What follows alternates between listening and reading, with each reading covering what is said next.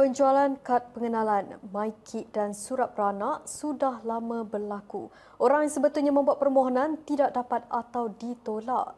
Tetapi individu kaya hanya bayar duit dan semuanya settle. Itu templak seorang pemerhati ketika mengulas isu kewarganegaraan haram dan pemalsuan dokumen kelahiran yang dibongkar pemuda MCA.